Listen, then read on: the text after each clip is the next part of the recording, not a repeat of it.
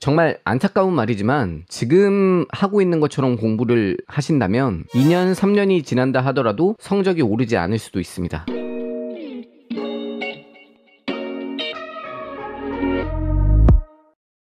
자, 여러분 안녕하세요. 나노도케입니다. 자, 오늘은 영어 이외에 좀 다른 이야기를 해보려고 하는데요. 그 성적 상승에 관한 이야기를 잠깐 해보려고 합니다. 마음만큼 성적이 오르지 않아서 고민인 학생들이 있을 텐데요. 고2 6월경부터 수능 때까지 평균 4등급에서 이 성균관대 정시 입학을 할 수 있을 정도로 성적을 올렸었던 제 경험을 바탕으로 해서 단기간 안에 성적 상승을 할 수 있는 몇 가지 요건에 대해서 오늘 한번 알아보도록 하겠습니다. 자, 성적이 오르는 학생들이 가지고 있는 공통적인 특징 몇 가지가 있습니다. 자, 오늘 우리는 이 공통적인 측면에 대해서 두 가지 정도로 나누어서 살펴보려고 하는데요. 자, 첫 번째는 공부 자체에 대한 방법론과 그리고 두 번째는 이러한 방법론들을 실행시켜줄 만한 공부 외적인 요소들에 대해서 한번 나누어서 살펴보도록 하겠습니다. 자, 여러분 정말 안타까운 말이지만 지금 하고 있는 것처럼 공부를 하신다면 2년, 3년이 지난다 하더라도 성적이 오르지 않을 수도 있습니다. 제대로 공부하지 않는다면 헛바퀴 돌기 십상이기 때문입니다. 자, 여기서 이 제대로 공부한다는 것들에 대해서 조금 구체적으로 살펴보겠습니다. 한 세 가지 정도로 우리가 나누어서 생각해 볼 수 있는데, 첫 번째로 모르는 것에 집중하고, 두 번째로 복습의 시간을 투자하며, 세 번째로는 일정량 이상의 공부량을 확보해야 된다는 것입니다. 자, 구체적인 내용들을 한번 살펴보도록 하겠습니다. 공부라는 걸 아주 단순하게 한 문장으로 바꿔서 이야기를 해보자면 모르는 걸 아는 것으로 바꿔가는 과정입니다. 자, 성적이 오르지 않는 학생들을 가만히 잘 살펴보면 모르는 것을 아는 것으로 바꾸는 과정을 수행한다기보단 아는 것을 계속해서 반복하는 과정으로 흘러가는 경우가 많습니다. 모르는 것들은 이해도 잘 안 될 뿐더러 내가 모르는 것들을 내 두 눈으로 확인해 가는 과정이 결코 유쾌한 과정은 아니니까요. 그렇기 때문인지는 몰라도 많은 학생들이 공부할 때 이 모르는 것에 집중하지 못합니다. 그냥 단순히 문제를 풀고 채점만 하는데 열을 올리는 학생들이 있습니다. 자, 그리고 나서는 공부를 했다고 생각합니다. 왜냐면 그 시간 동안 책상에 앉아 있었기 때문이죠. 하지만 이것은 굉장히 큰 착각입니다. 자, 오늘 내가 했었던 공부들을 통해서 내가 새롭게 알아낸 사실이 무엇인지 한번 잘 생각해 보세요. 오늘 만약에 내가 새로 알아낸 사실이 없다고 한다면 오늘은 공부를 하지 않은 것일 수도 있습니다.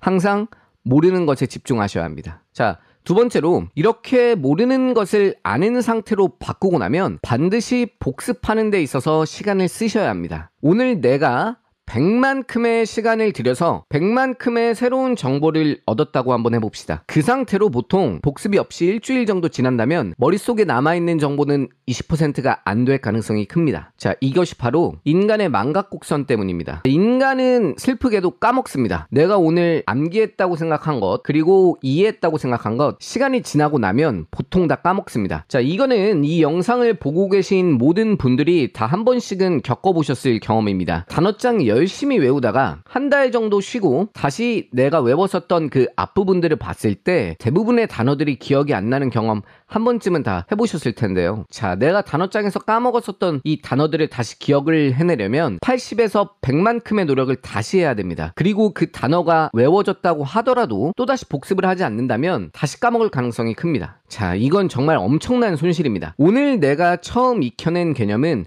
공부를 끝낸 직후에 한 번, 다음날 한 번, 그리고 일주일 이후에 한 번, 그리고 한 달 이내에 다시 한 번, 이렇게 총 4번을 다시 복습을 하셔야 장기 기억으로 저장이 됩니다. 학생들은 항상 이상한 불안들을 보통 가지고 있어요.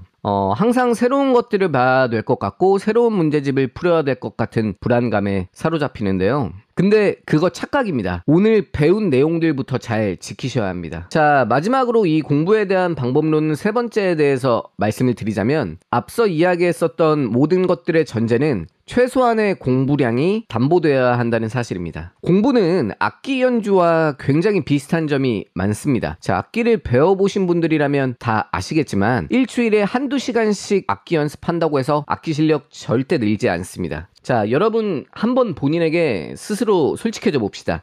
하루에 정말로 스스로 공부하는 시간이 몇 시간 정도 되시나요? 자, 만약에 A라는 학생이 하루에 공부하는 시간이 2시간 정도씩 된다고 한번 쳐봅시다. 이 학생이 한 달 공부하는 양을 계산을 해보자면 한 달에는 60시간 정도가 될 거고 1년으로 환산을 해보자면 약 700여 시간이 될 겁니다. 제가 현역 때 학기 중에는 보통 8에서 10시간, 그리고 방학 중에는 13시간에서 14시간 정도 자습 시간을 가졌는데요. 이것을 평균적으로 하루 12시간 정도로 우리가 가정을 해놓고 보면 한 달로 계산해보면 360시간 정도, 그리고 1년으로 계산해보자면 약 4000시간이 넘는 시간이 됩니다. 자, 그렇다면 A의 1년을 누군가는 2달 만에 살아간다는 뜻이 됐는데요. 이 차이는 절대로 따라잡을 수가 없습니다. 이 성적이 오르지 않는 이유는 생각보다 굉장히 단순합니다. 자, 대부분의 학생들의 경우 이 국영수 중요 과목들에 있어서 일주일에 2번, 그리고 1번,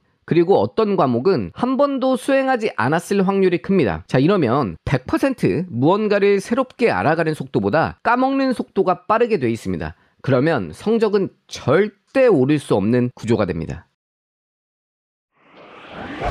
지금부터는 이 공부의 방법론을 실행하는 데 도움을 줄 수 있는 여러 가지 생활 요소적인 측면들에 대해서 이야기를 한번 해보겠습니다. 제가 여러분들께 꼭 강조하고 싶은 것 중에 하나는 해야 할 사실보다 하지 말아야 될 것들부터 먼저 생각하라입니다. 하루에 30km씩 며칠간 긴 트레킹을 가야 되는 상황에 대해서 한번 생각을 해봅시다. 이 트레킹 경험이 많은 사람과 트레킹 경험이 적은 사람은 짐을 쌀 때부터 차이가 납니다. 보통 경험이 많은 사람들 같은 경우에는 내가 어떤 짐을 더 챙겨갈까에 대한 것들보단 어떤 짐을 먼저 빼야 될까에 대해서 생각을 합니다. 자, 왜냐하면 이 먼 길을 갈 때 무거운 짐을 들고서 절대 갈 수 없기 때문입니다.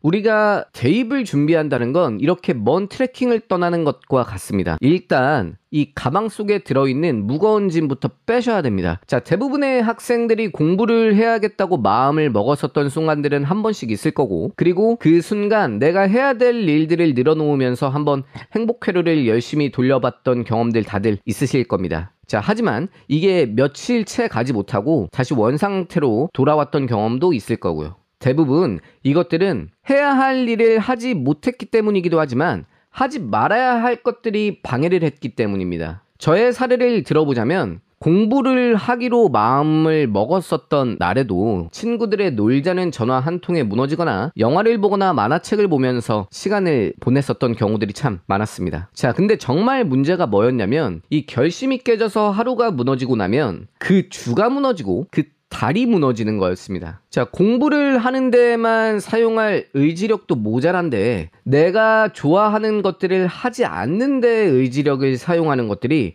너무 아까웠습니다. 그래서 그냥 다 차단해 버렸습니다. 저의 경우에는 머리를 삭발했고 핸드폰을 그냥 끊어버렸고 영화와 만화책도 잠시 끊었습니다. 자, 여러분도 한번 가만히 잘 생각을 해보셔야 합니다. 나의 집중을 방해하는 요소들, 넷플릭스가 있을 수도 있고 유튜브가 있을 수도 있고 그리고 여러 가지 SNS가 있을 수도 있습니다. 자, 우리의 의지력에는 한계가 있습니다. 이 의지력을 해야 될 일에 사용하는 게 아니라 하고 싶은 것을 참는 데에다가 사용하지 마십시오. 먼저 해야 될 것들에 대해서 생각하기보단 하지 말아야 될 것들부터 없애는 게 우선입니다. 자, 두 번째로는 슬럼프를 받아들이셔야 한다는 겁니다. 이 여러 가지 성적 상승을 경험한 공부 수기들을 보고 있자면 마치 어느 날 번개를 맞은 것처럼 갑자기 결심을 하게 되고 그 결심이 이 수능 시험장까지 쭉 유지되는 것 같은 인상을 줍니다. 자, 하지만 이건 거의 불가능합니다. 제 예시를 한번 들어보겠습니다. 제가 이제 공부를 제대로 하기로 마음을 먹은 고2 한 6월경부터 수능 때까지 약 1년 반 동안 한 3일 정도에 한 번씩은 때려치고 싶다는 생각이 들었습니다. 자, 앞에서도 얘기했듯이 이 공부라는 과정 자체가 너무나도 저에게 큰 스트레스였고 시간이 지나면서 제가 원하는 성적 대비 나오는 결과물들을 보니까 해낼 수 있을 거라는 확신도 점점 줄어들어갔기 때문입니다. 자, 이 과정이 얼마나 큰 스트레스였는지 이 독서실 책상에 앉아서 매일 공부를 할까 말까 나갈까 말까 고민을 하면서 막 그 분노에 넘치는 그 스트레스 스트레스들 때문에 이 눈물들이 막 책상 위로 떨어지기도 하고 책을 막 구겨서 벽에다가 던지기 일쑤였습니다. 자, 그런데 정말 신기한 점은 뭐였냐면 그냥 거기에서 나가지 않고 엉덩이 붙이고 2시간, 3시간씩 그냥 앉아 있다 보면 조금씩 마음이 진정이 되고 그리고 그냥 언제 그랬냐는 것처럼 공부가 되는 경우들이 많았습니다. 한 대여섯 시간 정도 지나고 나면 내가 아까 울었다는 사실도 기억을 못할 때가 많았고 그리고 정해진 하루의 일정을 다 끝내고 집에 돌아가면 그 알 수 없는 그 성취감과 그 승리감을 느끼기도 했습니다. 이 공부를 하는 데 있어서 고비는 매일같이 있습니다. 이 하기 싫음에 양보해서 오늘 패배하신다면 문제는 오늘이 아닙니다. 오늘 내가 지면 내일도 질 가능성이 큽니다. 그리고 내일까지 내가 지면 이번 일주일을 질 가능성이 큽니다. 패배감은 관성입니다. 언제나 이 스트레스와 슬럼프는 항상 수험생 곁에 있습니다. 공부를 하는 과정 중에 나태해지고 그리고 뭔가 일정들이 무너져감을 느낄 때 스스로 잡아줄 수 있는 본인만의 동기가 필요합니다. 저는 그 방법으로 계획표를 짜는 것을 적극 추천하고 계획표를 쓰는 방법들에 대해서는 제가 다른 영상에서 조금 더 구체적으로 한번 말씀드려보도록 하겠습니다. 자, 오늘 공부를 하는데 꼭 명심해야 될 방법론들과 그리고 그 외에 여러 가지 생활 패턴들을 통해서 이 본인만의 루틴을 유지해 나가는 방법들에 대해서 이야기를 해봤습니다. 자, 여러분도 이 여러분의 공부 루틴에 도움이 되는 좋은 습관들을 만드셔서 그 마지막 순간에 웃을 수 있길 바랍니다. 다음 영상에서 뵙겠습니다.